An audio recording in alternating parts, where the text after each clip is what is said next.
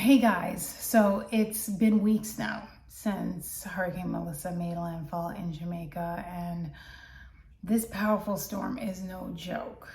So let me just recap real quick. It was a Cat 5 when it made landfall near New Hope. It was October 28th. It was on a Tuesday in the afternoon. This is ingrained in my brain at this point. So it was around 11, around 12 o'clock, around bouts there, and it's just been devastation ever since. I mean, it went from the southwest coast, so right around New Hope. It went through, brought catastrophic impacts to Westmoreland, which is where my family's from, St. Elizabeth, which is also where my family's from. Areas like Clarendon was hard hit, like the Black River area in particular was really hard hit. And it just went right through like St. James up into even parts of Trelawney where I'm from. So it brought devastation across a good portion of the island. And you would think, oh yeah, they'll get there. This is gonna take, not days, not weeks, not months. This is gonna take years. And this particularly hits home because, it took about a week for us to connect with my uncle, thanks to just being here on social media and finding so many angels out there, including one in particular who was able to get me a video of him, which I've shown you before. My other family members, I've had cousins who have reached out and said they're okay. They've had some damage, so roof is gone. They have to put a tarp over to kind of help. There's no power, no water in some cases, and just no Wi-Fi. So there's little to no connection.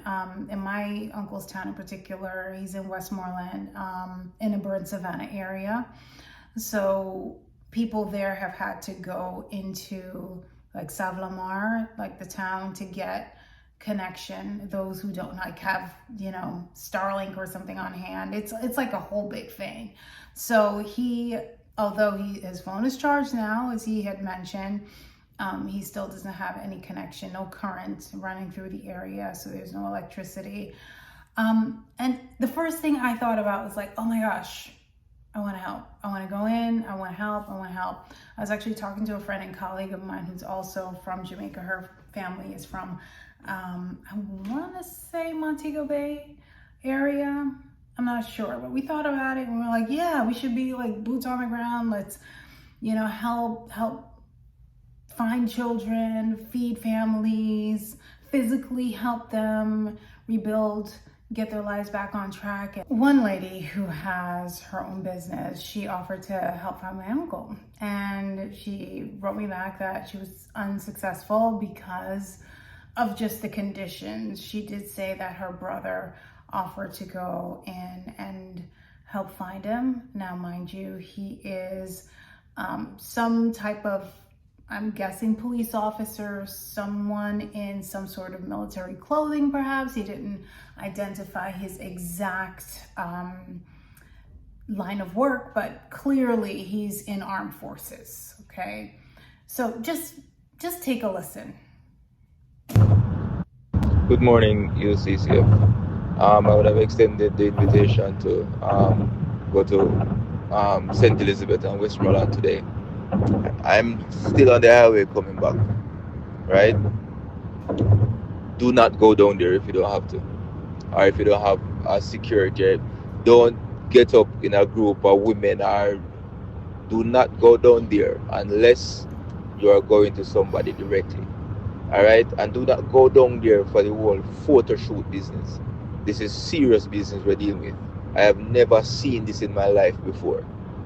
A movie alone, me see these things, you're passing and children are shoving out their hands and say, please, because some water, me hungry, please, me I beg you. And these people are people we couldn't even drive by, but we have to drive past some of these people. It is not for the weak of heart. I will not encourage you guys to go down there on your own. Right? If you want to get stuff and give it to the men for them to bring down there. So this is also for the women as well. Not saying that women aren't needed, but we don't think we need no women down there at this point. All right, get the things them ladies and get the man them, because we also need people to clean out the roadway. Down there stink, right? Like a lot of dead animals. I don't know if people know them dead things, but down there stink. And it's going to be a very traumatic experience for you guys. So please do not go down there. I tell you, it's crazy. It is really crazy. It's a good thing I was in my uniform and I was escorted by my fellow soldiers and police officers. Alright, else I would have still been down there stuck in traffic and all that. Persons are robbing persons, right? Taking away the things out of the vehicle. If you stop people just running, jump out, lick out your glass and go out the things them. It is very serious. Alright, so do not think this is a joke thing. It is very, very, very dangerous and serious down that side. So take it as me telling them. Alright, bless. This is the kind of things you see in movies where there is floodwaters, you don't know what's in it, the smell of death. I mean, one can only imagine. And I'm sharing this because it's one thing for me to get on here and say, oh, this is a situation in my, home where I'm safe and there's no like floodwaters. I have electricity. I have everything at my disposal right now. But yet you have people on this island, which I grew up, I was a part of, I've been a part of, I still have family there. When you hear firsthand just how devastating it is, it just hits different. And safety is key. While we want to go and help, it's not safe because people are at a point where they are desperate. Some of the stories I've heard, I heard of one woman who mistakenly, she must have been so delirious she didn't know, but she threw away her infant thinking it was like garbage or something and threw the baby. When I said, oh, did somebody just pick the baby up and just maybe gave it CPR or just made sure it was okay and gave it first aid?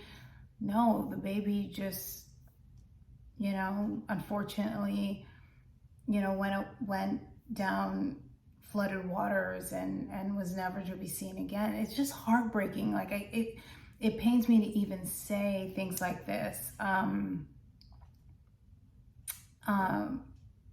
But if you think you're at a point where you feel like you want to go and help and administer aid and whatnot, I mean, I would, use discretion and really make sure you are with an organization with the right safety precautions, safety measures in place, and even that is risky. So for me, what I've chosen to do is just donate. I would suggest donate if you can. I've shared some organizations like Rockhouse Foundation. They're accepting donations, and there's a multitude of others, but just do it safely because there are unfortunately a lot of scammers out there. I do have a few links on my blog, weatherinkamama.com. I'll also include it in the description. And yeah, I just wanted to share that with you because although it may not be a good idea right now to go, that's not to say down the line that when things are a little bit more safe, that you may want to, with of course your discretion, visit and help and whatnot, but there are other ways that you can help as well. I'm not getting paid for this, by the way. I'm just sharing the information.